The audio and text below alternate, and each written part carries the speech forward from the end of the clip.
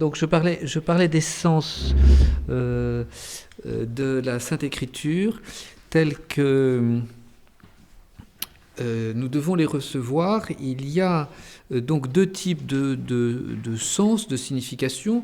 Donc la signification littérale, habituelle. Lorsque nous parlons, c'est pour signifier quelque chose et donc les mots sont pris à la lettre dans leur sens et donc nous communiquons de cette manière. Alors ce sens littéral peut être, on peut dire, divisé en trois. Il y a le sens littéral propre. Donc lorsque nous disons les choses et que nous disons le sens propre des mots, sans transformation. Il y a le sens impropre, c'est-à-dire métaphorique et parabolique. On utilise des images. C'est ça, je vous avais peut-être passé des figures. C'est la semaine dernière que je vous ai passé ça, une feuille avec les figures, c'est ça. Alors, donc avec des figures de style, sur les mots, sur les locutions. Alors ça, c'est le sens impropre. Souvent, nous parlons par image. Et alors les sémites, d'autant plus. Donc il faut distinguer entre le sens propre et le sens impropre. Bon, ça se fait en général assez facilement.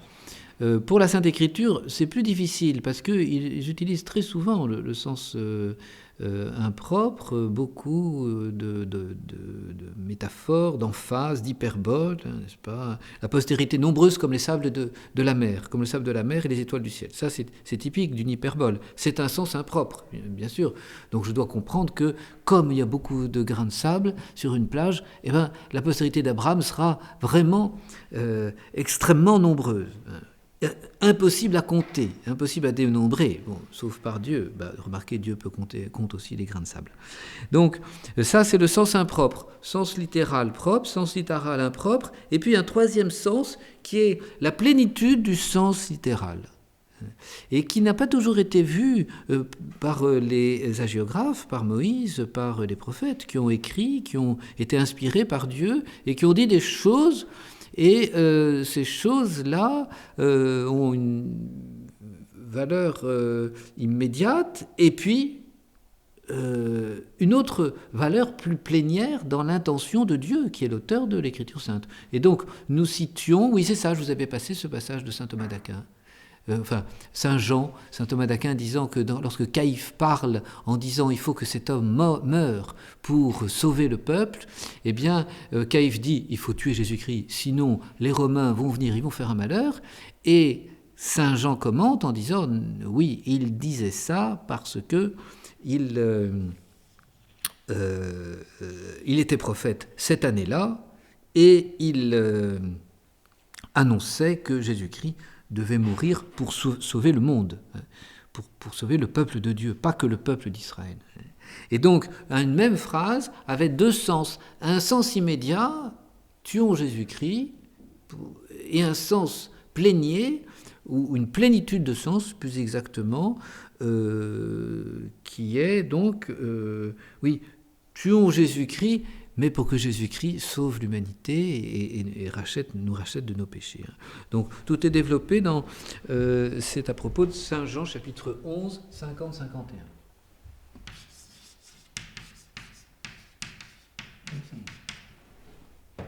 Et ça, c'est donc le sens plénier, tout à fait particulier, évidemment, et nous allons voir tout à l'heure ce sens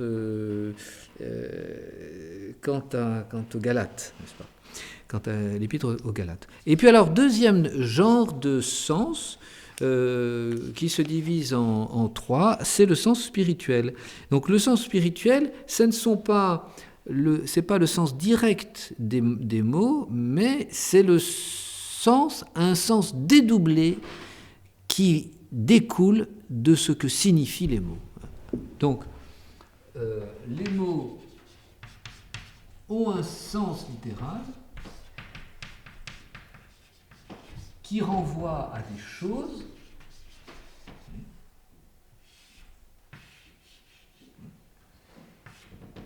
Et le sens spirituel se place là, sens spirituel, sens mystique,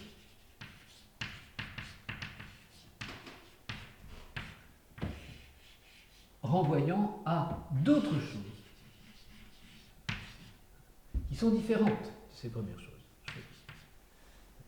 Alors, ce sens spirituel, ce sens mystique est un vrai sens, mais qui est voulu par Dieu, qui dans sa toute-puissance, on pourrait dire, veut signifier des choses plus divines, en fait, c'est ça. Hein, parce que, alors, ce sens spirituel se divise en trois. Le sens allégorique, qu'on pourrait aussi appeler historique, le sens tropologique, c'est-à-dire le sens moral, la morale, et le sens anagogique, qu'on pourrait appeler le sens mystique, les rapports de Dieu et de l'âme. Alors je vous renvoie par exemple à Don Jean de Mauléon, parce que les écrits de Don Jean de Mauléon qui sont très profonds, il a une culture immense, ce bénédictin de la source. Don Jean de Mauléon donne toujours le sens mystique, soit d'Abraham, soit de David, soit le sens mystique de l'Apocalypse, c'est l'un de ses derniers ouvrages. Bien, alors ce sens mystique, peut-être ce sens allégorique, ce sens spirituel, il est vraiment voulu par Dieu. Comment nous le connaissons ? Eh bien, nous le connaissons par la tradition orale. C'est-à-dire que ce sont les pères de l'Église, d'une part, dans le Nouveau Testament, qui révèle, étudie, n'est-ce pas, dans les écrits de l'Ancien et du Nouveau Testament, ce qui peut être figure d'autres choses, donc dans le sens historique, les événements de l'Ancien Testament, image des événements du Nouveau Testament. Donc Jésus-Christ, n'est-ce pas, le cas classique de Jonas. Donc Jésus-Christ dit, comme Jonas a passé 3 jours dans le sein du cétacé, eh bien le Fils de l'homme passera 3 jours dans le sein de la terre. Donc alors ça, c'est typiquement quelque chose, le sens spirituel de cet événement bien réel. Jonas a passé 3 jours dans le ventre de la baleine. C'était pas une baleine, c'était probablement un cachalot. Il paraît que ça peut avaler des requins de 14 mètres. On a retrouvé des squelettes de requins de 14 mètres dans le ventre de ces cachalots. Donc pensez, un petit bonhomme d'1,50 m, même 2 mètres, si Jonas était un géant, ce dont je doute, avalait comme ça. Et puis vous savez peut-être aussi que ces cachalots, pour remonter à la surface, ont des poches d'air dans le ventre, ce qui leur permet de flotter. Et alors, c'est du ballast, si vous voulez, comme du ballast, comme les sous-marins. Et alors, le brave Jonas, il y avait de quoi respirer à l'intérieur. Alors, je ne dis pas qu'il n'y a pas un miracle. Hein, je ne dis pas qu'il n'y a pas un miracle. Mais donc, le signe de Jonas, comme le dit notre Seigneur Jésus-Christ, le signe de Jonas, hein, ce qu'il y a en dessous, hein, symbolon, en dessous. Alors, les pères de l'Église, mais vous avez aussi la tradition juive, hein, que l'on peut trouver. La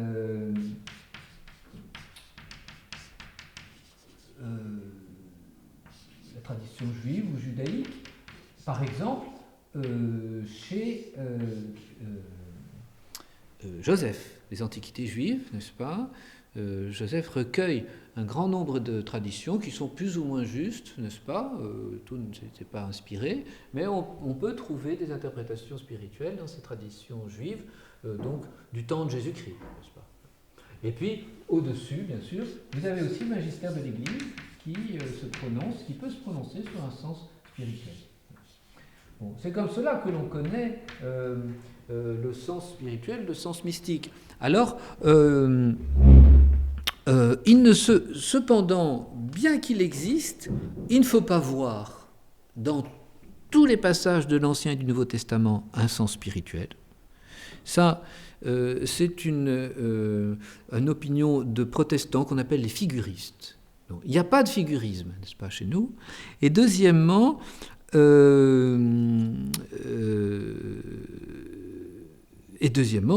donc, ce sens est un sens qui est réel. Il est utilisé par l'Église, très souvent dans la liturgie d'ailleurs, mais ce sens est inférieur, on pourrait dire, au sens littéral, il n'est pas propre, et donc il ne sera pas utilisé en matière de foi, de doctrine, de magistère. Il demande un certain traitement, une certaine réflexion, telle que, en fait, l'Écriture sainte est écrite pour tous, malgré tout, on pourrait dire, et donc la religion est quelque chose d'universel. Et ce sens, finalement, spirituel, ce sens allégorique, c'est un sens mystique qui est utile pour la prière, qui est utile pour la contemplation, très certainement, et donc qui s'adresse peut-être plus à des contemplatifs du Nouveau Testament. Vous avez saint Ambroise, comme grand père, utilisant des pères importants dans l'Église latine, saint Ambroise use très souvent du sens spirituel, et vous avez, d'ailleurs ça agace profondément saint Jérôme, qui lui est vraiment très littéral, n'est-ce pas. Et puis vous avez bien sûr Grégoire le Grand, dans ses morales sur Job, Moralia in Job, qui sont... alors c'est des moralia, donc c'est le sens tropologique. Hein. C'est très intéressant. Vous voyez, c'est une des sources de la spiritualité de sainte Thérèse d'Avila. C'est très intéressant parce que d'un côté elle a lu les lettres de saint Jérôme, qui on pourrait dire l'anti-allégoriste en quelque sorte, hein, je force le trait, et puis de l'autre côté elle s'est plongée dans les moralia de Job, et donc on voit l'usage tout à fait profond que des âmes inspirées dans l'Église peuvent faire de ce sens spirituel. Hein. Donc, puisque sainte Thérèse d'Avila, donc il est le grand initiateur de la mystique dans l'Église latine au temps moderne. Voilà donc pour ces sens littéraux, propre, impropre, plénitude de sens, et puis ces sens spirituels qui du coup rendent l'Église, rend la Sainte Écriture extrêmement riche, soit pour la vie spirituelle, soit pour bien sûr pour la révélation. Alors, dans le prolongement de cette question des sens, alors il faut traiter de la cause efficiente. Qui écrit, qui rédige la Sainte Écriture, comment comment se passe l'inspiration de l'agiographe par Dieu. Alors, on parle d'une inspiration qui transforme l'être humain, l'agiographe, en cause instrumentale d'une cause principale qui est Dieu. Tout comme nous utilisons des instruments pour écrire. La craie est nécessaire pour écrire sur le tableau. Et forcément. L'agiographe est nécessaire à Dieu pour pouvoir écrire le livre. Donc, le livre est d'ici-bas. Le livre n'est pas d'en haut. Ça nous sépare radicalement, bien sûr, du Coran. Le Coran est au ciel, il est dicté par Dieu, par Allah, directement à Mohammed, qui ne fait que reprendre, que transcrire. Il n'est qu'un scribe, il n'est qu'un secrétaire. Ça n'est pas un auteur, c'est un secrétaire. Et ça nous sépare aussi de certains juifs certains courants du judaïsme, et en particulier du judaïsme moderne, ou médiéval ou moderne, qui en venaient à dire que donc, la Torah est quelque chose d'extrêmement sacré. La Torah est au ciel, elle est descendue du ciel, ce sont les Karites du IXe siècle, c'est une forme, si vous voulez, de protestantisme juif. Et ils font un retour à la lettre qui est prise comme une espèce de parole de Dieu uniquement, strictement, et donc qui ne recevra pas d'interprétation. Or ici, nous avons une parole humano-divine. Elle est d'ici-bas, elle passe à travers la culture de la géographe,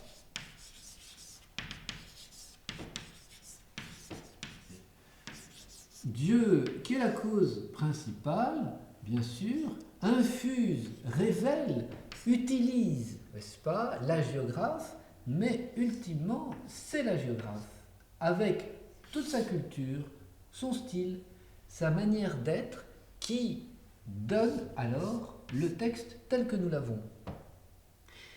Mais il est un instrument, et un instrument fidèle de la cause principale.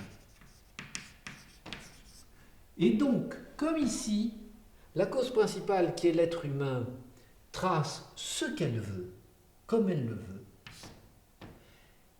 il en est de même pour Dieu, qui inspire ce qu'il veut, comme il le veut, et ce qui est traduit infailliblement par l'original.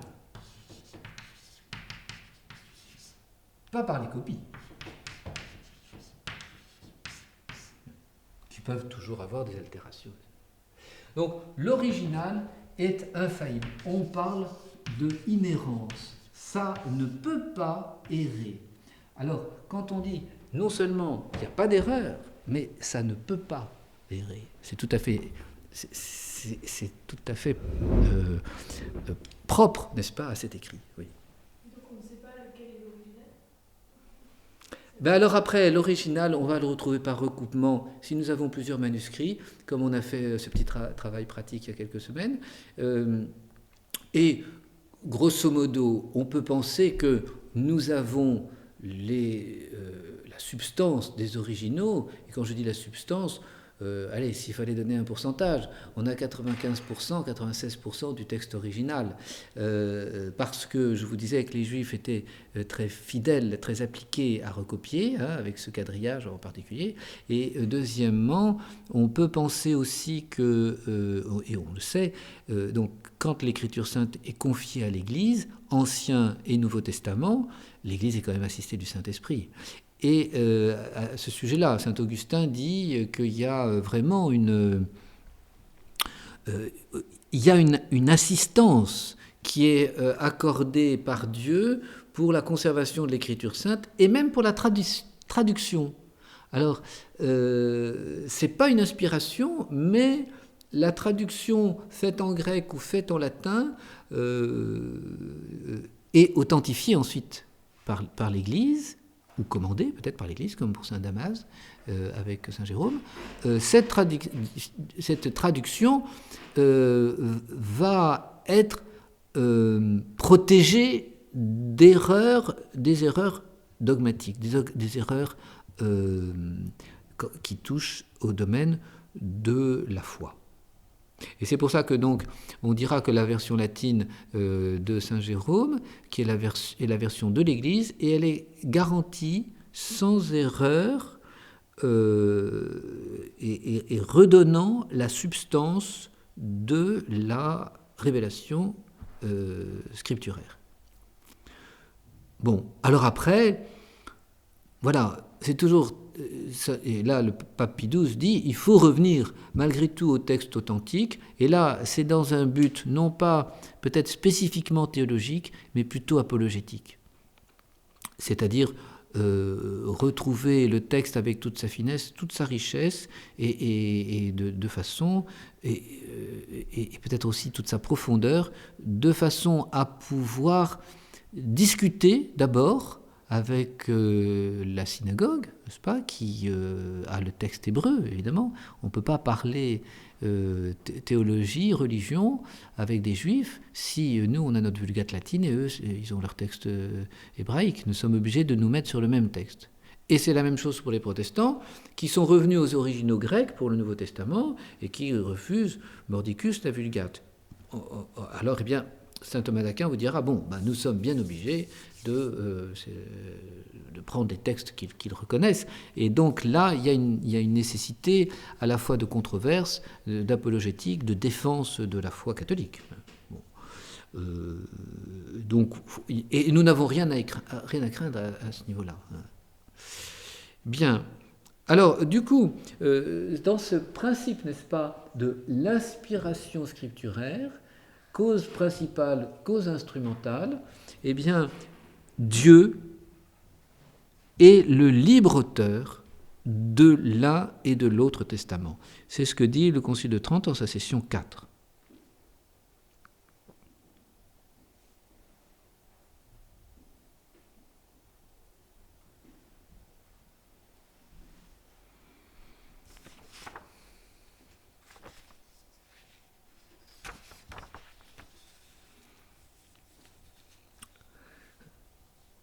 Donc, on dira, on fera cette remarque, ce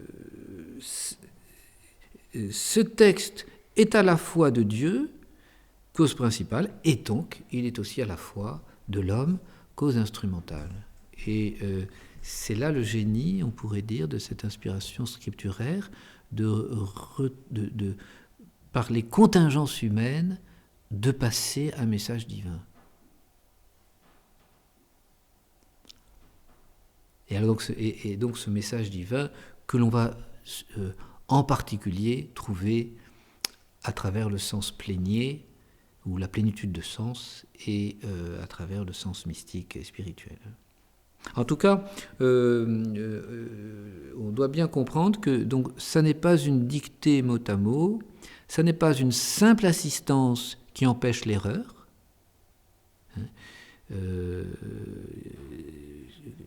Le fond viendrait de l'homme, mais il ne pourrait pas se tromper. Non, Dieu ne laisse pas en quelque sorte la liberté à l'hagiographe. Il ne laisse pas la liberté du sens à l'hagiographe. Il laisse la liberté de moyens, parce que l'hagiographe vient avec son vocabulaire, sa grammaire, sa culture, son génie littéraire. Jésus-Christ utilise des paraboles, saint Paul utilise d'autres types de paraboles, plus militaires, plus citadines, n'est-ce pas? Donc chacun son style, mais c'est toujours le sens que Dieu a voulu. Donc ça n'est pas une simple assistance, ça n'est pas non plus une révélation intérieure, donc Dieu donnerait des idées et que ensuite l'homme serait libre de transcrire comme il veut. C'est dans la transcription même que Dieu donne l'inspiration. Alors c'est le même mystère, en fait, c'est le même mystère qu'il y a entre la grâce et la liberté humaine. C'est vraiment moi qui agis quand je fais bien, quand je fais un acte méritoire surnaturel, mais c'est par la grâce de Dieu. Et la grâce en moi n'a pas été vaine, dira saint Paul. Donc l'homme est vraiment, dit Léon XIII dans son encyclique Providentissimus, un instrument assumé par Dieu. Alors bien sûr, les faits dépassent la capacité humaine, c'est-à-dire Moïse, laissé à ses seules forces, n'aurait pas pu écrire ainsi, n'est-ce pas, sans ces 5 livres du Pentateuque.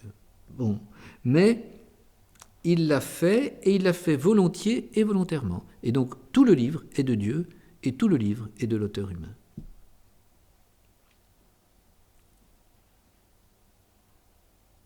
Alors évidemment, si par exemple Moïse utilise des scribes, s'il y a des brouillons, s'il y a des relectures, si même Saint Paul utilise par exemple un secrétaire, il le dit au bout de je ne sais plus quelle lettre, il signe, il dit voilà, c'est pas moi qui écris, hein, regardez, là je prends le crayon, c'est moi qui signe, regardez les lettres que j'ai tracées, des grosses lettres, parce que Saint Paul voit mal, vous savez, il a une maladie des yeux, il est aveugle plusieurs jours après sur le chemin de Damas, n'est-ce pas? Et ça a laissé des traces. Et donc il a un secrétaire, n'est-ce pas, qui a agi pour lui. Et on pense que par exemple l'Épître aux Hébreux, rédigé par Saint Paul, inspiré par Saint Paul, voulu par Saint Paul, c'est paulinien, mais c'est pas lui qui l'aurait écrit. Et le Père Spic dit c'est possiblement le disciple Apollo. On dit aussi, et alors ce serait vraiment à vérifier, je ne suis pas assez compétent pour ça, que l'Épître aux Hébreux aurait très bien pu être rédigée en hébreu, puisqu'elle s'adresse à des Hébreux de Palestine, et qu'elle aurait ensuite été traduite en grec. C'est possible, ça serait le deuxième livre après l'évangile de Saint Matthieu, qui est le seul à avoir été rédigé en hébreu pour le Nouveau Testament. Alors du coup, le résultat, c'est que l'Écriture sainte est totalement inspirée dans toutes ses parties, en toutes et chacune de ses parties. C'est de foi, nous dit le magistère de l'Église, Concile de Trente, Concile de Vatican I, et ça s'appuie d'ailleurs sur Saint Paul, sur l'Écriture même, elle-même, n'est-ce pas? Il y a des fondements scripturaires. Vous pouvez voir par exemple l'Épître aux Romains, chapitre 15, verset 4, tout ce qui a été écrit, chaque chose qui a été écrite, toutes les choses qui ont été écrites le sont à notre doctrine, pour notre doctrine. Donc c'est tout, dit saint Paul. Hein. Ou encore saint Luc, chapitre 16, verset 17. Quand il reprend la parole du Christ. Pas un iota, pas un trait de la loi ne sera effacé. Donc ça signifie qu'un iota, un trait, le moindre signe écrit est divin, n'est-ce pas?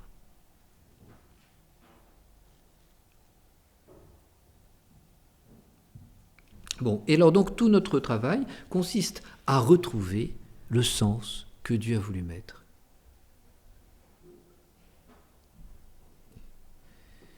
Dégager le sens littéral, propre, impropre, plénier, le sens mystique aussi. Ça, c'est l'Église qui le fera, plus que l'exégète. Hein.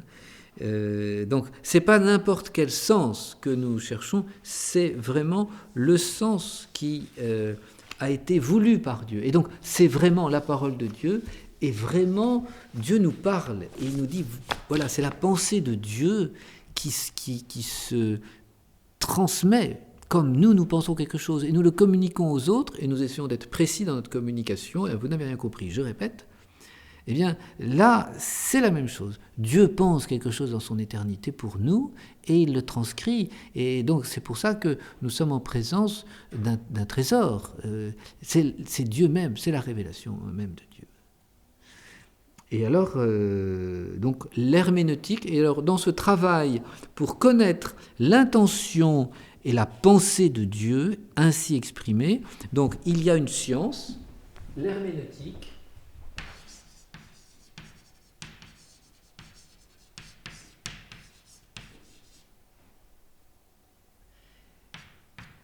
et il y a un art, l'exégèse.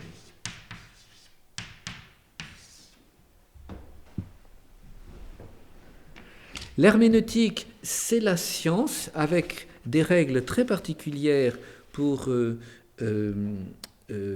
trouver l'interprétation des mots, le sens des mots, la signification, le sens des phrases, la signification des mots, et c'est la science de l'interprétation avec ses règles, comme vous avez la science mathématique ou la science biologique.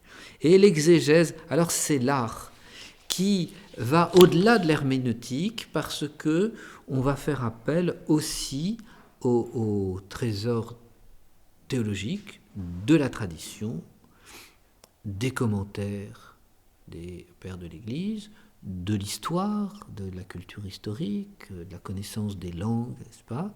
Et tout cet ensemble, alors, va permettre de trouver au plus près, au plus précis, ce que Dieu a voulu dire. Dans ce domaine de l'herméneutique et de l'exégèse, il faut examiner deux questions pour terminer.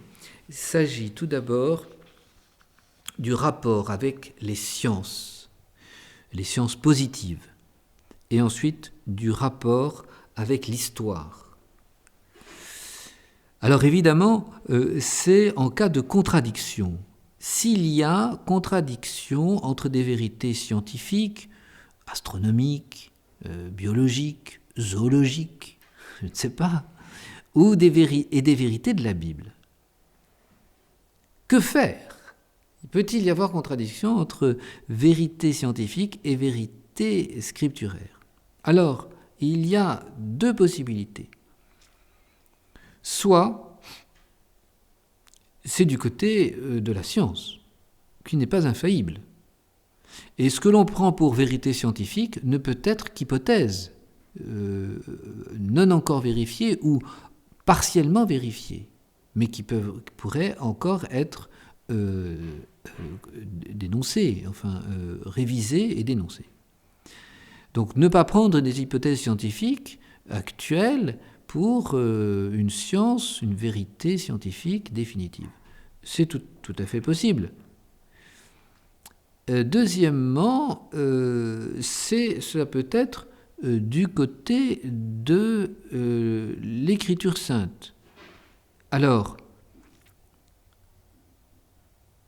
parce que il s'agit d'une métaphore, d'une poésie, en quelque sorte, une image, et donc ça n'est pas à prendre à la lettre. Parce que c'est une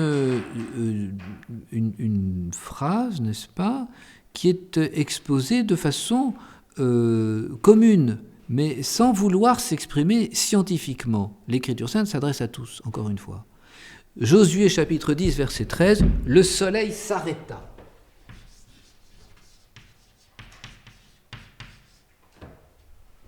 Vous trouvez la même chose d'ailleurs dans l'Exode. Le soleil s'arrête, c'est Moïse qui arrête le soleil par sa prière, pour qu'on puisse écraser et qu'il ne reste pas un amalécite debout.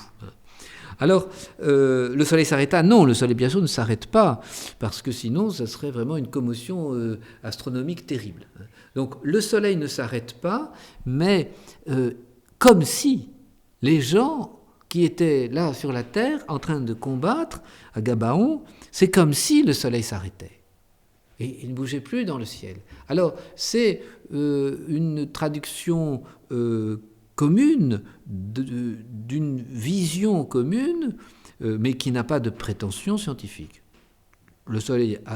La Terre a continué à tourner sur elle-même, et le Soleil a continué à briller normalement, sans bouger par-ci ou par-là, et puis les rayons du Soleil ont été suffisamment détournés pour continuer à éclairer la Terre Sainte et permettre à Josué de terminer son travail. Voilà.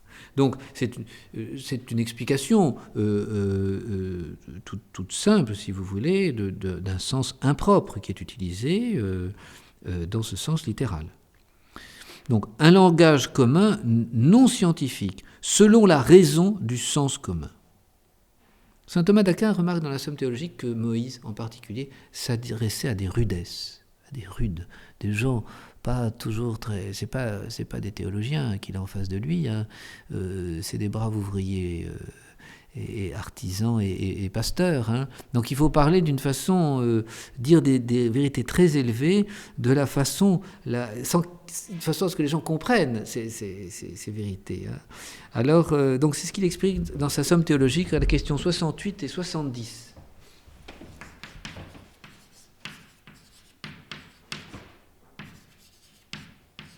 Il me semble que c'est ça. Hein. Oui. Article 3, article 1.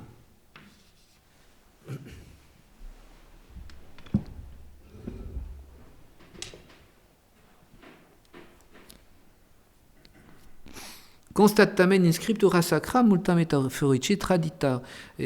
On constate, il est évident que dans les Écritures saintes, il y a oui, dans l'Écriture sainte, beaucoup de choses sont transmises de façon métaphorique, par image.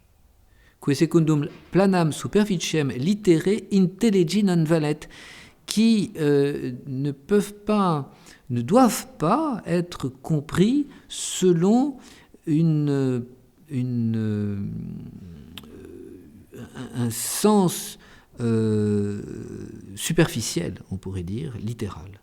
Alors ça, c'est ce qu'il dit dans le deuxième livre des sentences, distinction 14, question 1, article 1, ad primum. 2.14, 1.1. C'est une œuvre de jeunesse que le commentaire des sentences. Le deuxième livre des sentences, distinction 14, question 1, article 1, ad primum.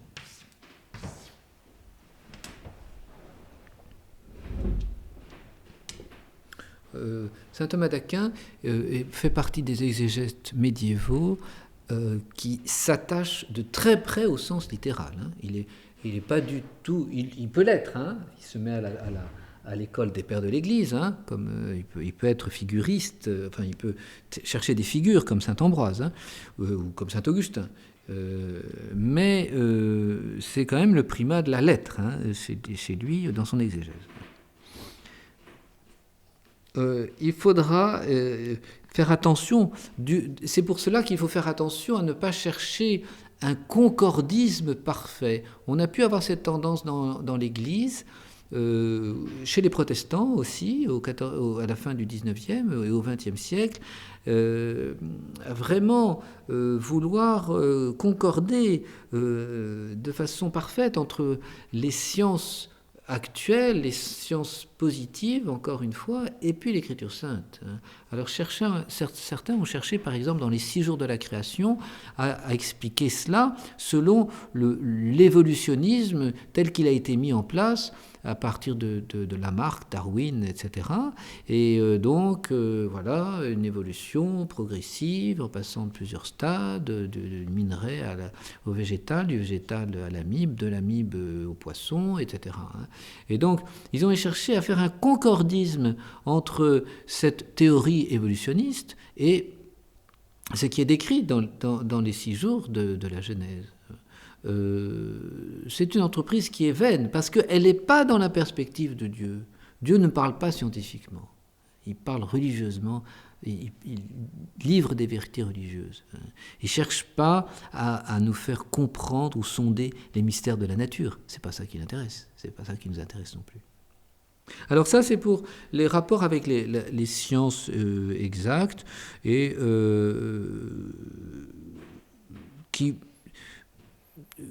auquel régulièrement il faut répondre parce que souvent aussi les sciences positives sortent de leur domaine quand ils essaient d'expliquer l'origine du monde ou de l'homme. Deuxième question, les rapports de l'Écriture sainte avec l'histoire. Et alors là, il y a trois écoles, on pourrait dire, qui se sont développées au temps contemporain. Vous avez l'école rationaliste. L'école rationaliste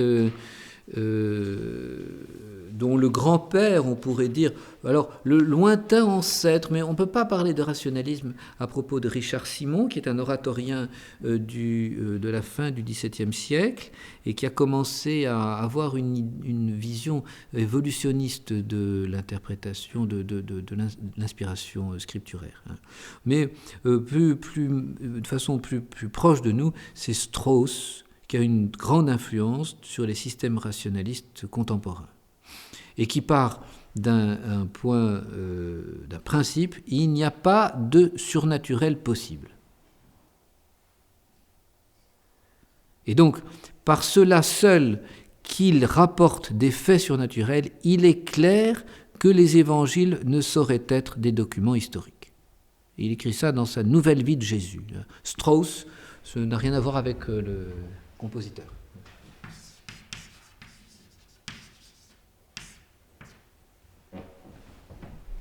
Donc il a écrit une vie de Jésus et puis une nouvelle vie de Jésus en 1864.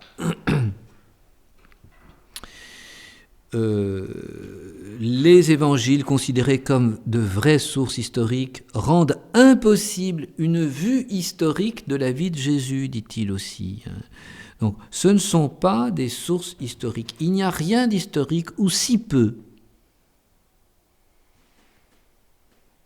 dans l'Écriture sainte. Parce que le surnaturel, c'est impossible par nature. Ça ne peut pas exister. Alors, tout ce qui est surnaturel, les miracles, les prophéties, sont des inventions, des fictions inconscientes des premiers chrétiens, ou des juifs, même des juifs de l'Ancien Testament, qui ont réécrit l'histoire d'Israël. Alors, la Torah, les 5 livres de Moïse, alors c'est pas du tout lui qui l'a écrit, il faut remonter plutôt bien après lui, bien après même David, il faut remonter au 8e, 7e siècle, au temps d'Ézéchias, au temps d'Isaïe, donc 700, 800 ans après les événements. Mais d'ailleurs, les événements ne sont pas passés comme ça. La traversée de la mer Rouge, les miracles des 10 plaies d'Égypte, tout ça, non. Ça, il faut donner une explication naturelle. Le surnaturel ne peut pas exister. Et donc la résurrection du Christ de même. Les premiers chrétiens, ils expliquent les choses comme cela, déçus que les prophéties du Christ sur son retour imminent ne se soient pas réalisées si vite, ont brodé. Ils ont inventé, ils ont écrit des évangiles, une histoire du Christ, il y a ce principe de la transfiguration. Des événements banals ont été transformés en miracles. Voilà, tout le monde s'est assis sur la montagne pour pique-niquer. Il y avait une herbe bien épaisse, nous dit saint Jean, et Jésus-Christ a fait un discours sur la charité fraternelle et le partage. Et alors tout le monde s'est senti quand même un peu gêné de casser la croûte de son côté. Alors on a mis en commun tous les pains et les poissons, et on a bien mangé et on a bien bu. Je vous assure, c'est des explications que vous trouvez dans la grande presse encore aujourd'hui. Ça, c'est du Strauss. Il n'y a pas de surnaturel possible. Il y a un petit fond exigu, historique. Et après, on a brodé là-dessus. Alors, parmi les rationalistes, vous avez des rationalistes modérés puis des rationalistes logiques. Je vous cite quelques noms parce qu'ils sont connus.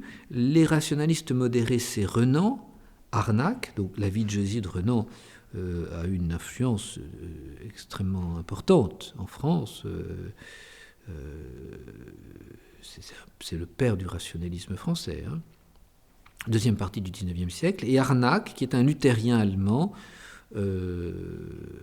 philologue, brillant, archéologue même aussi, usant des dernières découvertes archéologiques. Alors, ils acceptent que les évangiles aient été rédigés par les évangélistes, ils acceptent qu'il y a une certaine histoire, n'est-ce pas, histoire de l'Église, mais là aussi, tout ce qui peut être surnaturel est mythique. Et alors en particulier la conception virginale, l'Annonciation, la nativité du Christ, tous les événements surnaturels que l'on trouve dans les évangiles de l'enfance du Christ, Matthieu et Luc, sont des choses qui sont tout à fait mythiques. C'est d'ailleurs, c'est-à-dire en passant, ce que vous trouvez dans le Jésus de Monsieur Petit-Fils, qui considère que les évangiles de l'enfance sont des inventions des disciples du Christ et donc ne peuvent pas être retenus par un historien. Donc il n'en parle pas, n'est-ce pas, dans son ouvrage sur Jésus-Christ. Bon, c'est quand même bien... c'est s'opposer avec toute la tradition, n'est-ce pas, de l'Église. Donc ça, cette école modérée déclare l'historicité, mais c'est une historicité rationaliste, rationalisante. Et puis l'école logique, on voit un Loisy, par exemple, qui est l'école française, de faculté de la faculté catholique de Paris, hein, et qui a été condamné pour moderniste sous le pape Pie X. Brandt, un Allemand, n'est-ce pas? Alors, qui écarte toute chose qui ne rentrerait pas dans les cadres d'une logique humaine. Alors, je vais vous donner un exemple, je me permets de vous transmettre cela.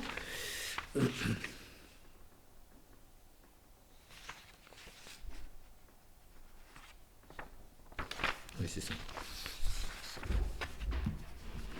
Un petit exemple à propos du livre de Job.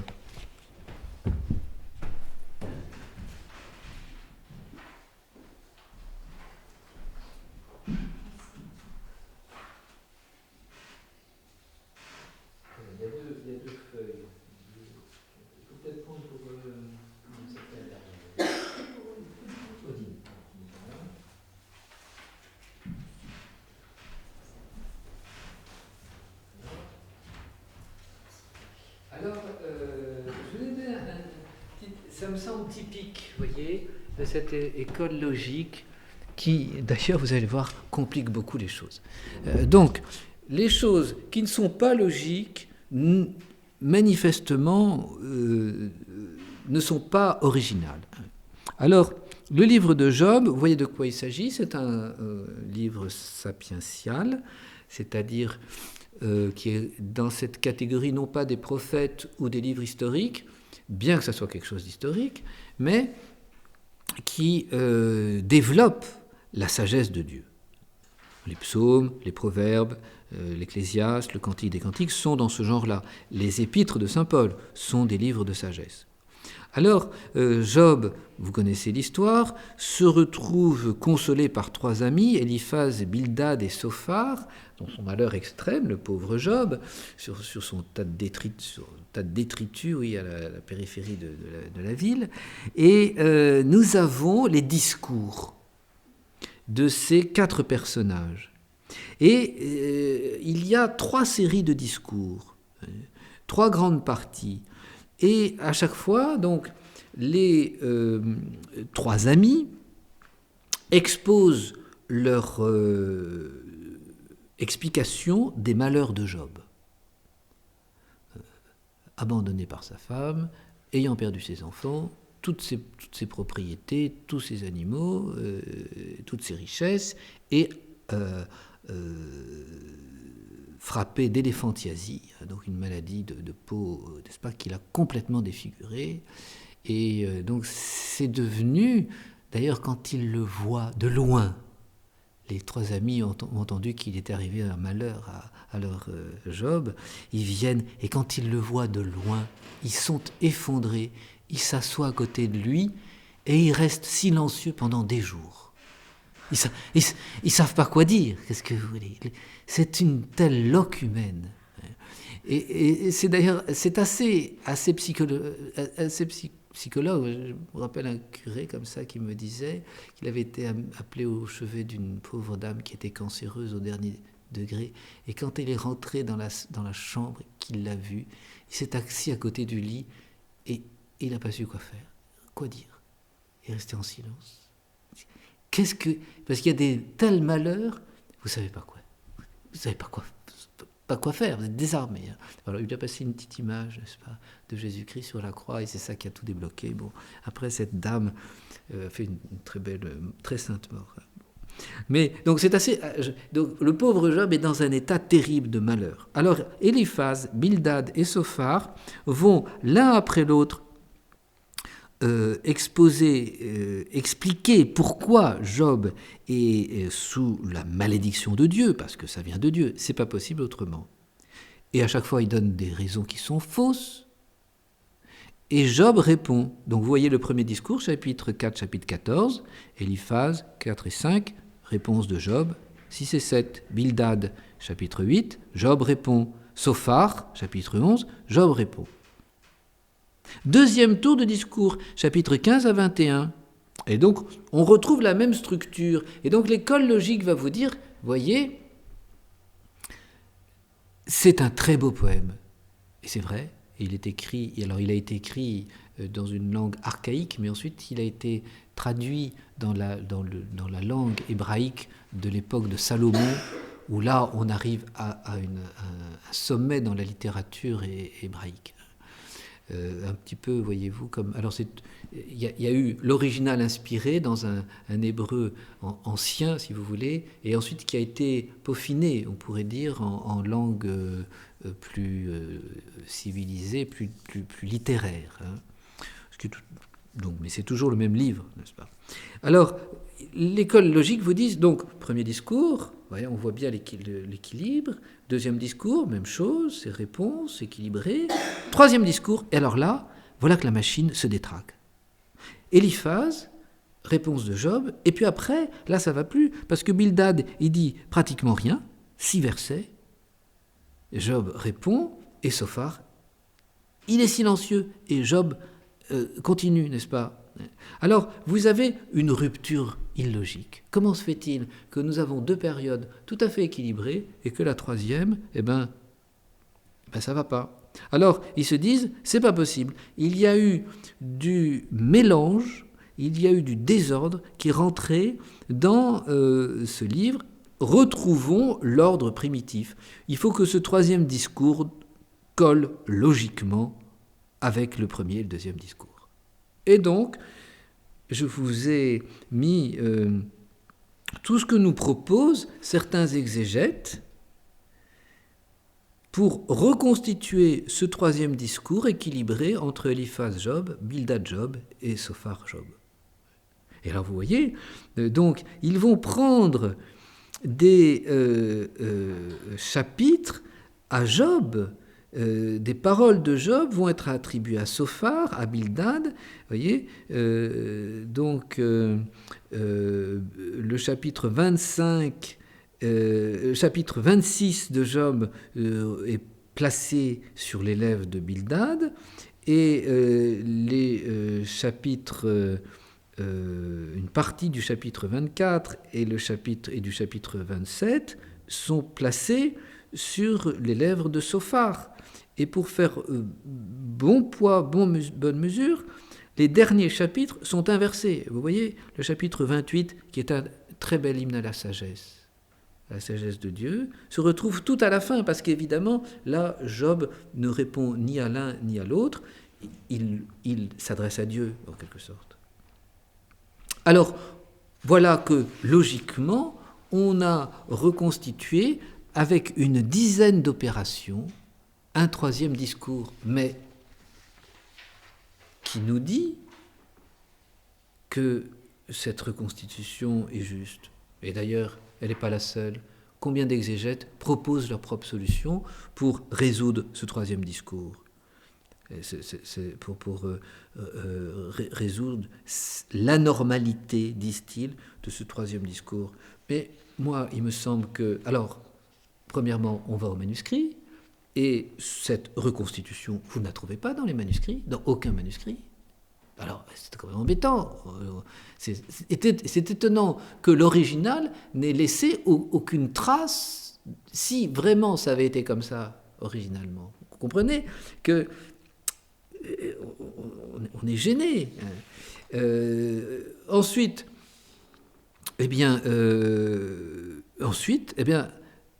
ces chapitres prononcés par Job que l'on attribue à ses amis, finalement, on peut résoudre, bien montrer qu'ils appartiennent à Job sans les transmettre à leurs amis. Et laisser ce troisième discours en l'état, parce que ça s'est passé comme ça, c'est tout. Sophar, à la fin, n'avait plus rien à dire. Job avait tout réfuté. Bildad n'a plus su que dire et n'a fait que se répéter en quelques versets. Et la discussion entre les amis et Job s'est ainsi terminée, parce que ça s'est passé comme ça. Ne cherchons pas une logique imperturbable, ce sont des faits qui sont rapportés, même si c'est un livre sapientiel. Donc, l'école logique risque finalement de nous faire tomber dans l'idéalisme. On plaque des idées, les exégètes plaquent leurs idées au texte qu'ils vont modifier à volonté et finit par ne plus ressembler à rien, pourrait-on dire. Il faut être très très prudent. Donc ça, c'est l'école rationaliste. Ensuite, vous avez en matière d'histoire une école large. Cette école large, elle vous présente la thèse suivante. L'erreur est absente de l'écriture sainte, bien sûr. Mais tout n'est pas juste, parce que l'hagiographe n'a pas l'intention de faire de l'histoire. N'a pas l'intention de rapporter exactement les faits historiques. Et alors, cette école large a eu de grands exégètes pour soutien, le père Lagrange, le dominicain, le père Prat, un jésuite, et il y a dû y avoir des réponses à leur thèse. Ils disent que tout n'est pas vrai dans l'écriture sainte parce que les hagiographes ont voulu faire de l'histoire par apparence. Les gens croyaient cela. Alors ils ont répété ça parce que les gens croyaient cela, mais en fait, ils n'ont pas cherché à accorder une quelconque véracité historique. C'est de l'histoire par apparence. Alors là,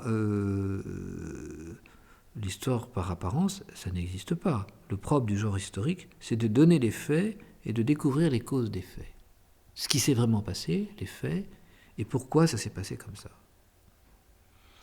L'histoire par apparence n'existe pas. Vous comprenez que c'est gênant de dire, bon, Jonas, c'est une histoire par apparence, les gens ont cru, c'était plus ou moins romancé, enfin bon, on a récupéré cette histoire et puis on a voulu l'utiliser pour donner une leçon théologique, une leçon morale. Mais alors, du coup, ça n'a plus aucun intérêt. Si c'est une simple métaphore, si c'est une simple parabole, si c'est une fable, Jonas, c'est une fable pour montrer que Dieu aime les païens, puisqu'à la fin, Ninive n'est pas détruite. Donc, cette histoire par apparence, cette théorie de l'histoire par apparence ne tient pas et n'a pas été retenue par l'Église d'ailleurs. La deuxième chose qu'ils disent, c'est qu'il y a des genres littéraires, c'est-à-dire des genres littéraires comme le roman, comme le midrash, une histoire édifiante. L'histoire antique n'est pas critique, elle dit tout, elle rapporte tout sans vérifier. Donc ces genres littéraires laissent subsister des erreurs, mais qui dans le genre littéraire, enfin des choses non existantes, mais qui ne posent pas de problème dans le genre littéraire. Alors Léon XIII a répondu par la commission biblique, dans Providentissimus, et ensuite dans la commission biblique du 23 juin 1905.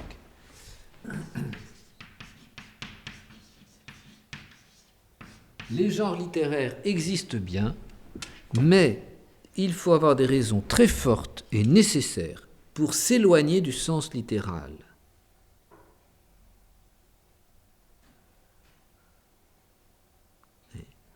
Cette raison des genres littéraires est très, très dangereuse, parce que systématiquement utilisée, ils mettent en péril la vérité historique et donc l'inhérence de l'Ancien et du Nouveau Testament. Ils mettent aussi en doute les pères de l'Église et tous les interprètes et le magistère lui-même de l'Église. Donc cette école large, historique, appuyée sur les genres littéraires, ne peut pas être approuvée. Et enfin, il y a une troisième raison qu'ils utilisent, ils parlent des citations implicites.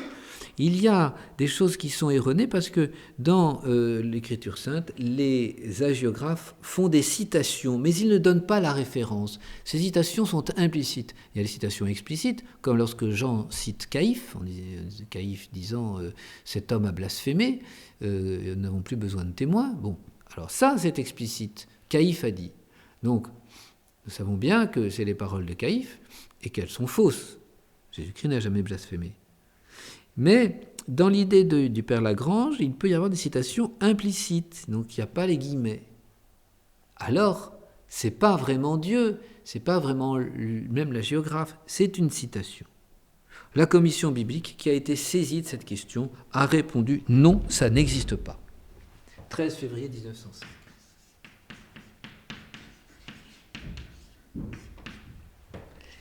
Et nous devons reconnaître qu'effectivement, une citation implicite, ça n'est pas une citation.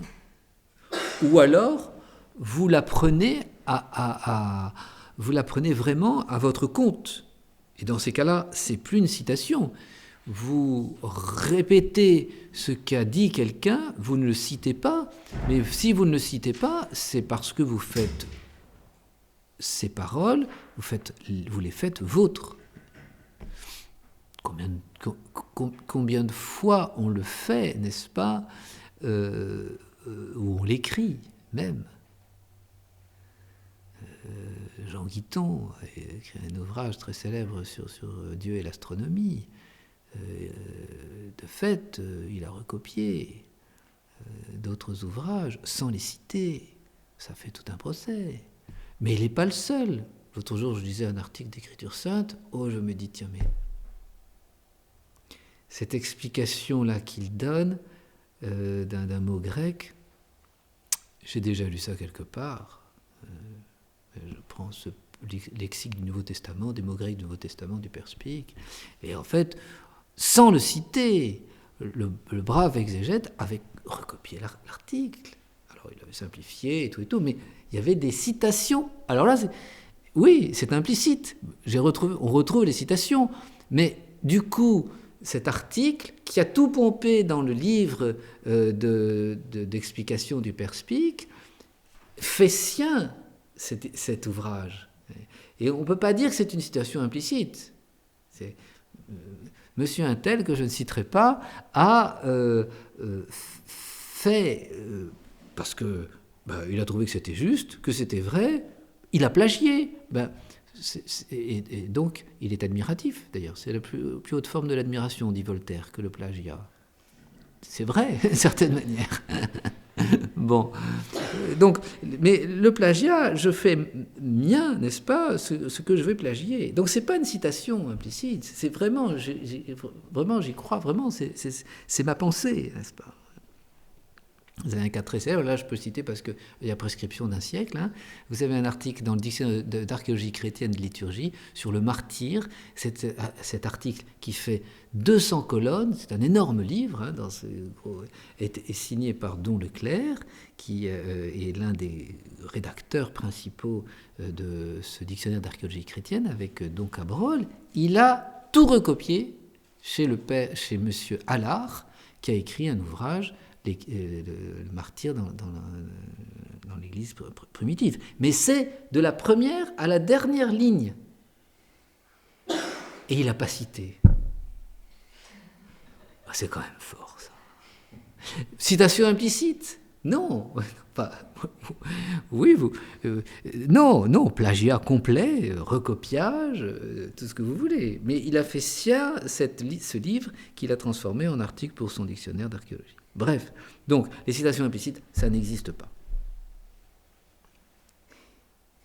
Donc l'école large est une école qui nous semble être, qui essaye finalement peut-être d'évacuer trop facilement soit le surnaturel, soit des choses qui pourraient déplaire, on pourrait dire, à des pensées plus rationalistes ou plus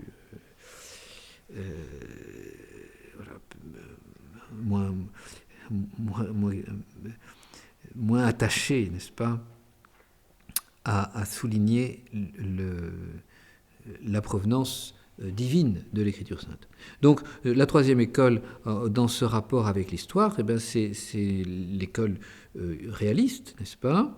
Nous pouvons expliquer des contradictions entre l'histoire profane et la Bible, ou même entre les livres, dans les livres même de la Bible. Oui, il y a les corruptions du texte. Je vous citais premier livre de Maccabée, chapitre 6, verset 37, quand on nous dit qu'il y a 32 hommes qui sont sur chaque éléphant, chaque pachyderme, c'est absolument impossible. D'où viennent ces 32 ? C'est une corruption du texte. Est-ce qu'il y avait marqué 2 ou 3 ? Et puis le lien entre le 2 et le 3 ont sauté, et donc on est tombé à 32, peut-être tout simplement. Donc c'est une corruption du texte évidente. Il y a des incertitudes historiques qu'il ne faut pas prendre pour des erreurs. Alors, incertitude historique, de la part, dans l'histoire antique, ça foisonne. Nous sommes bien loin de tout savoir de l'histoire antique. C'est impossible. Il manque tellement de documents. Et puis, l'intention de l'historien. Alors, il ne cherche pas forcément à être extrêmement précis. Demain, l'abbé Chotard va me dire, alors il y avait combien de personnes présentes à votre conférence sur l'Écriture sainte ? Oh, je dirais, vous étiez une demi-douzaine. C'est faux ? C'est juste. Je n'ai pas l'intention de dire le chiffre, ils sont peut-être 5, ils sont peut-être 7. Je peux être plus précis, mais dans mon intention, c'est de dire, bon, ils sont une demi-douzaine. Il y avait combien de séminaristes l'année dernière rentrés au séminaire de Favigny ? Je ne sais pas, moi. Une quinzaine. Je dirais une quinzaine. Vous regarderez dans les listes. Je ne sais pas combien ils étaient. Ils n'étaient sûrement pas une vingtaine, ils n'étaient sûrement pas une dizaine. Je pense qu'ils devaient être une quinzaine. Voilà. J'ai pas l'intention. Bon, alors c'est entendu, je suis pas inspiré par le Saint-Esprit et c'est pas de. Mais voilà, nous parlons parfois de façon suffisamment juste, sans être extrêmement et rigoureusement juste, précis, parce que ça n'est pas dans notre intention. Alors je finis ce passage en donnant juste quelques règles d'herméneutique, les règles catholiques, donc la science herméneutique. Les règles catholiques sont les suivantes, il y en a 4.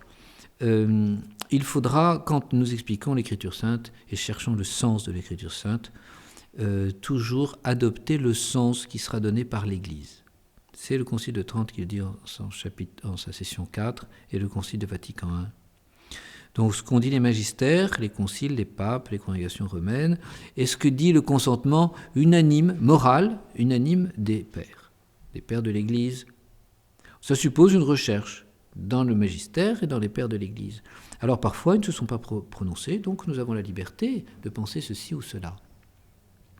Et très souvent d'ailleurs, ils n'ont rien dit, parce que ce n'est pas d'une nécessité dogmatique de tout expliquer dans le détail de la Sainte Écriture.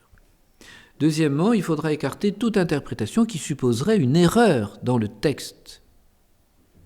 Ça irait contre l'inhérence.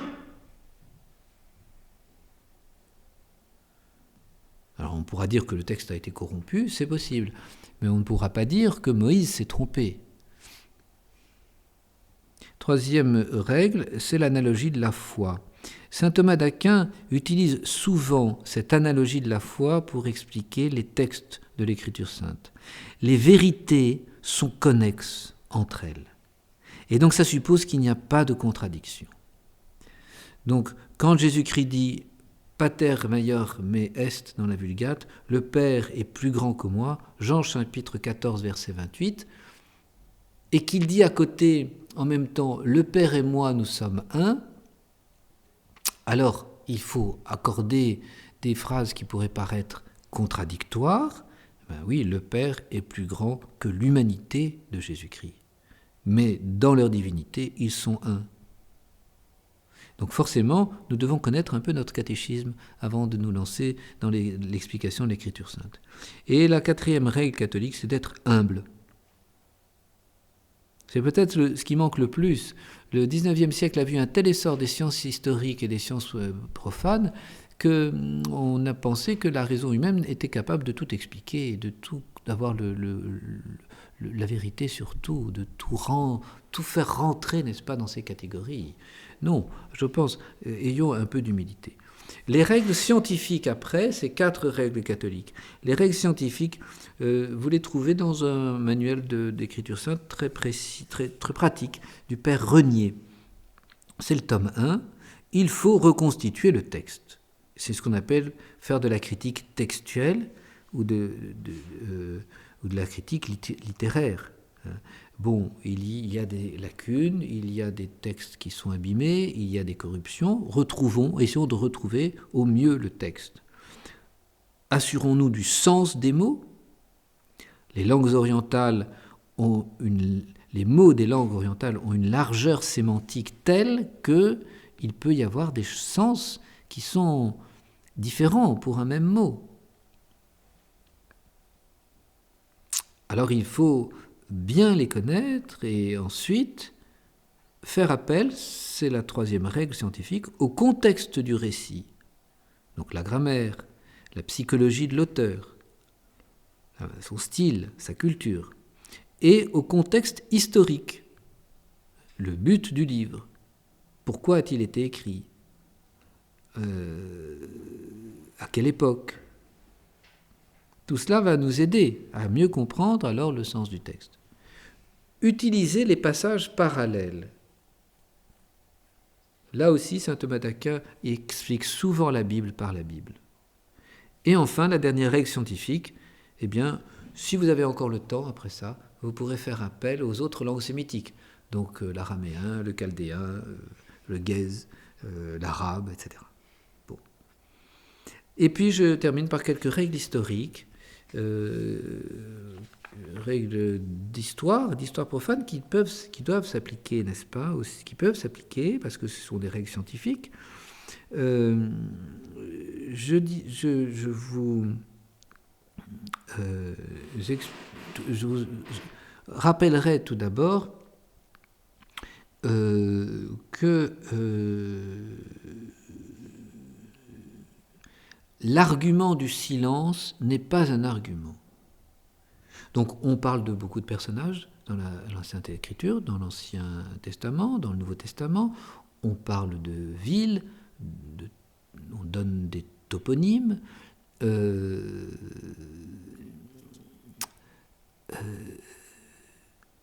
Qui sont absents de l'histoire profane. C'est pas parce qu'ils ne sont pas dans l'histoire profane, c'est pas parce qu'il y a le silence dans l'histoire d'Égypte, dans l'histoire des civilisations mésopotamiennes, sur tel ou tel roi dont on parle, ou tel général dont on parle dans la Sainte Écriture, qu'ils n'ont pas existé. Le silence en lui-même n'est pas un argument pour nous dire « Ah ben ce qui est dit dans la Bible est une invention » parce qu'on le trouve nulle part ailleurs. Deuxième argument dont parle Strauss et souvent les exégètes d'aujourd'hui. Les disciples du Christ, les disciples de Moïse, les Juifs du temps de David, les scribes, ont déformé et idéalisé des faits parce qu'ils étaient loin de ces faits. Et alors ils avaient une vague idée, incomplète, peut-être déformée, le temps déforme beaucoup, le bouche à oreille, n'est-ce pas ? Et ils ont embelli, il y a une transfiguration de ces événements, et alors donc la traversée de la mer Rouge est un miracle, la manne qui tombe du ciel, l'eau que Moïse fait jaillir de la pierre, etc. Tout ça, ce sont des transfigurations, tout ça, c'est des belles histoires, tout ça, c'est presque des contes de fées. Parce que ça a été écrit longtemps après l'existence de ces faits. Alors, je répondrai que la transfiguration, l'embellissement, la déformation des faits ne se passe jamais après coup. Ça se passe toujours au moment même des faits. Parce que c'est au moment même, surtout quand une histoire est un petit peu... surtout quand une réalité est forte, n'est-ce pas, qu'il y a des événements un peu terribles, quand Israël est poursuivi, n'est-ce pas, par les soldats égyptiens, c'est à ce moment-là qu'il y a les passions, qu'il y a l'affolement, qu'il y a des hallucinations, en quelque sorte. Et alors c'est là qu'on peut transformer les faits.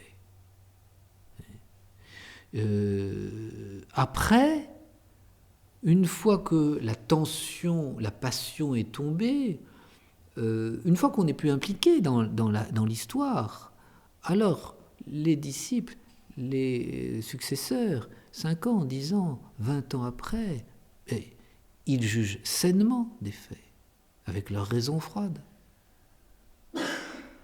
Et ce que l'on peut croire, imaginer sous le coup des événements, de la force des événements, on ne nous le fera pas croire. 5 ans plus tard, 10 ans plus tard. Un peu d'expérience. Je cite souvent cet exemple. Je faisais des camps de jeunes quand j'étais plus jeune, des camps de ski. On perd un garçon dans la nuit, en pleine montagne, en ski de fond. Perdu. Mince alors. Il va mourir de froid dans la montagne. On a prié un peu, fait une veille de prière. On espérait qu'il s'en sorte. Le lendemain, l'hélicoptère l'a retrouvé vivant. Deo gratias. Eh bien, figurez-vous, il avait fait un igloo. Il a fait un igloo, il s'est mis dans son igloo toute la nuit, et puis il a attendu les secours dans l'igloo. Eh ben, on l'a cru. Je ne sais pas qui a eu cette idée délirante, parce que je ne sais pas si vous avez essayé de faire un igloo. Tout seul, avec des gants, simplement, en guise de pelle.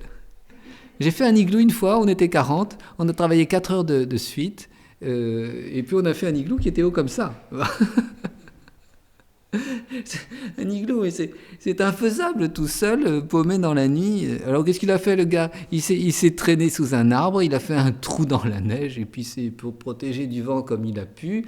Et puis le lendemain, il a entendu l'hélicoptère, il a réussi à faire des gestes et à se faire repérer, et il s'en est sorti comme ça. Il n'y a pas plus d'igloo que de beurre en broche, n'est-ce pas ? Mais sur le coup, on l'a cru, et j'ai eu des échos de personnes qui étaient avec moi dans ce camp, qui le croient toujours aujourd'hui. Mais sur le coup, oui, 10 ans plus tard, on m'aurait dit ça, on m'a dit, mais t'es complètement idiot. Donc la déformation, idéalisation, ça se fait sur le moment, mais pas de façon, quand rationnellement on écrit l'histoire 10 ans plus tard, même 100 ans plus tard. Ensuite, nous sommes contre l'a priori rationaliste. C'est-à-dire que la vraie attitude scientifique d'un incroyant honnête, c'est de dire « Dieu existe peut-être. Je ne crois pas qu'il existe, mais Dieu existe peut-être. Dieu peut agir dans le monde. Je ne crois pas qu'il agit dans le monde par ce que l'on appelle la providence, mais... si on me prouve par A plus B qu'un être tout-puissant agit dans le monde, s'il y a des preuves, c'est ça la véritable attitude scientifique. Si j'ai une preuve, si j'ai des documents, plusieurs documents qui se recoupent et qui sont fiables, je ne vais pas imposer une théorie préconçue en disant Dieu n'existe pas, donc le miracle n'existe pas, donc ce qui est rapporté comme miracle est faux. C'est du mythe. Ça, c'est de l'a priori, mais c'est de l'a priori non scientifique. Voilà. Et enfin, on rappellera aussi qu'un mensonge traverse rarement l'histoire. Et même jamais. Un mensonge, c'est très compliqué parce que ça s'oppose à la réalité. Donc un mensonge, en général, engendre une dizaine de mensonges autour, de façon à ce que les choses soient cohérentes. Regardez les enquêtes de l'inspecteur Colombo. Le type, le criminel a le meilleur alibi. Il y a toujours quelque chose qui suffit à l'inspecteur pour lui mettre la main au collet. C'est peut-être impossible. Le mensonge parfait, le crime parfait n'existe pas. Donc, si les Écritures saintes, Ancien et Nouveau Testament, étaient un tissu de mensonges, mais il y a longtemps qu'on aurait démonté ces mensonges, et on n'aurait pas attendu le XXe siècle rationalisant pour nous dire que le livre de Job est illogique et que les miracles de Moïse ne sont que des mythes. Voilà. D'autant plus que nous devons reconnaître que l'Église a toujours été extrêmement prudente. Justement parce qu'elle est gardienne de l'infaillibilité, ça l'oblige à user des moyens les plus sûrs pour présenter et défendre la vérité. Donc c'est bien connu que de faux sanctuaires ont été détruits par les évêques, Saint-Cyprien, Saint-Martin, que nous fêtions il y a quelques jours. On collectait les relations historiques des martyrs dès le 1er siècle dans l'Église catholique, de façon à être certain que ceux-ci étaient de vrais martyrs et non pas des histoires racontées. C'est une garantie. La position de l'Église est une garantie, même pour les non-croyants, une garantie de sérieux, n'est-ce pas, et de véracité. Donc, voilà comment nous pouvons aborder ces questions de l'inhérence, véracité, et donc les quelques règles que je vous ai données de l'herméneutique de la Sainte Écriture, de la Bible. Voilà, j'ai 5 minutes, si vous voulez, pour terminer. Je vous propose de continuer ce que nous disions sur l'Ancien Testament, l'histoire donc de l'Ancien Testament. Nous avons vu la chute, nous avons vu la création, nous avons vu la chute, et je voudrais juste faire un petit point pour terminer sur la Genèse. Afin que ça nous introduise à l'Exode, deuxième livre du Pentateuque. C'est cette histoire donc de la famille messianique qu'est le livre de la Genèse. Et donc, quand nous avons vu ce chapitre 3 terrible qui se termine par ce verset 14, Genèse chapitre 3, 14, n'est-ce pas, où vous avez là condensé, on pourrait dire, toute l'histoire de l'humanité. La bénédiction première et l'opposition première, et la guerre, n'est-ce pas, perpétuelle que Dieu signifie. La bénédiction première, donc, c'est l'histoire de la lignée du Sauveur, et l'opposition première, c'est l'histoire des conflits, de cette inimitié qui est posée par Dieu entre celui qu'on appelle le serpent et la race des hommes. Et alors toute la Genèse, n'est-ce pas, et la suite est un commentaire de ce verset, bénédiction, guerre, bénédiction, opposition. Hein. Alors, on le voit tout de suite, n'est-ce pas, c'est le chapitre suivant, Caïn et Abel. Abel est béni. Dieu regarda favorablement Abel. Et alors, guerre de Caïn contre Abel, le premier homicide, à cause de cette bénédiction divine. Et ensuite, on voit ceci, n'est-ce pas, se continuer, la lignée de Caïn, les Caïnites, une lignée qui remplace Abel, puisqu'il est l'innocent, n'est-ce pas, donc c'est les descendants de Seth, le troisième fils d'Adam et Ève, les Sétiens. D'un côté, donc, une lignée de meurtre, de vengeance,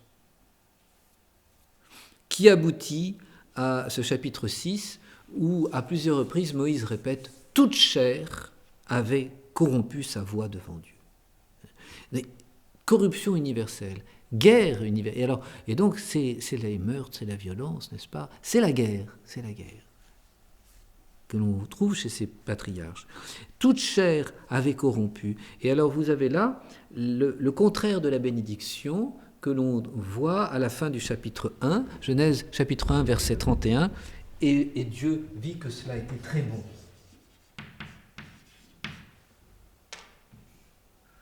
Toute chair a été corrompue par la guerre, par la jalousie des hommes entre eux. C'est le contraire de la bénédiction de Dieu, voyez. Et d'où cette décroissance des âges. Les patriarches sont de moins en moins âgés, à part une exception, c'est Mathusalem, mais c'est le signe c'est le signe de l'atavisme, on pourrait dire. C'est un atavisme qui du péché et du mal voilà, qui apporte avec lui la mort. La crainte du Seigneur augmente les jours. Et donc, si ces gens vivent de moins en moins longtemps, si ces patriarches ont des jours de moins en moins augmentés, c'est qu'ils n'ont plus la crainte du Seigneur. La crainte du Seigneur augmente les jours, c'est le Proverbe, chapitre 10, verset 27.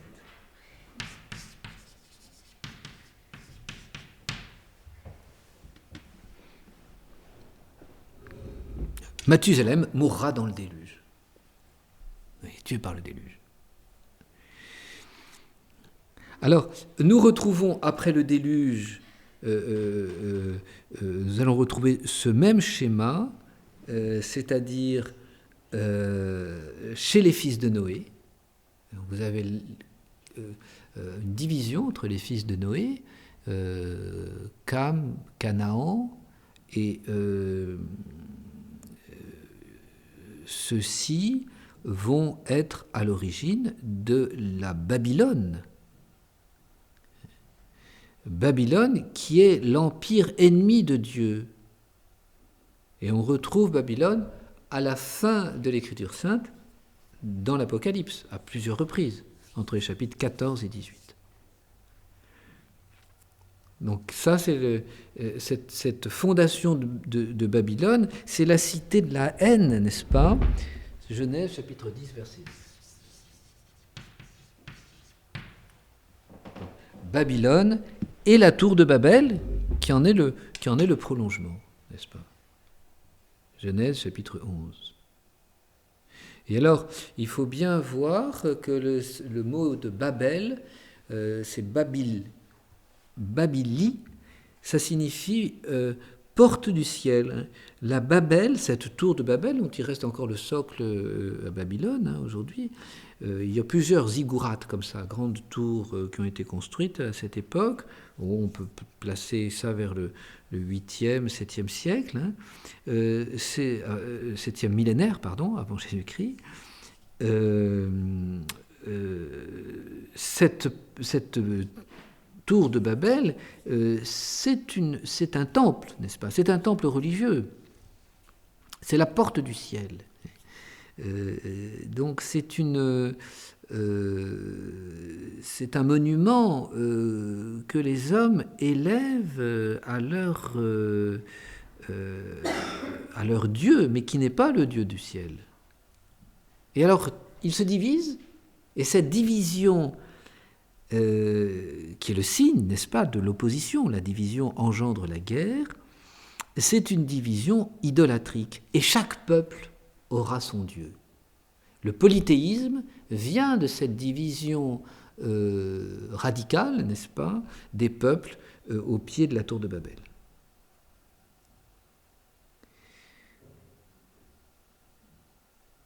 Et alors on continue à voir, n'est-ce pas, cette guerre d'un côté, et de l'autre côté, les bénédictions. Donc Abraham va se retrouver en but à plusieurs guerres, et en particulier à la méchanceté de ces nations de Canaan qu'il côtoie. Et donc, c'est le fameux épisode de Sodome et Gomorrhe et des villes de la Pentapole. Ces hommes étaient les pires possibles, nous dit la Sainte Écriture. Je vous ai fait une petite... donc vous verrez sur cette carte, n'est-ce pas, où se trouve la Pentapole. C'est le sud de la mer Morte, qui est donc à 300 mètres en dessous du niveau de la mer. La mer Morte est une mer salée qui est alimentée par le Jourdain. Et tout au sud donc, de la mer Morte, vous avez un haut fond, c'est-à-dire que, en fait, le fond de l'eau est beaucoup moins, la mer est beaucoup moins profonde qu'elle ne l'est au nord. Et que s'est-il passé? Et donc, dans cet endroit, n'est-ce pas, le sol s'est effondré dans un tremblement de terre, un séisme gigantesque. Et la mer, alors, a tout recouvert. Et c'est ce qui est expliqué, enfin, c'est ce qu'on arrive à lire dans la description qu'en donne Moïse, n'est-ce pas, dans la Genèse au chapitre 19.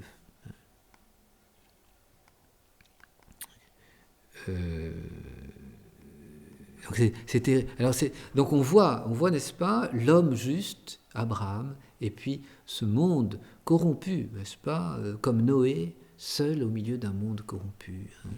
Et alors on verra ensuite Jacob, c'est la même chose, persécuté par Ésaü, et enfin Joseph, persécuté par ses frères. Donc toujours la bénédiction de Dieu d'un côté, et puis la persécution, l'opposition, la guerre de l'autre. Tout ça est contenu en germe dans Genèse, chapitre 3, verset 14. Et alors, donc la bénédiction de Dieu, se pose toujours sur ce petit reste. Ces hommes exceptionnels, ces patriarches, Enoch, Noé, Abraham, Jacob, Joseph, n'est-ce pas? Et ce qu'on verra peut-être la semaine prochaine. Alors.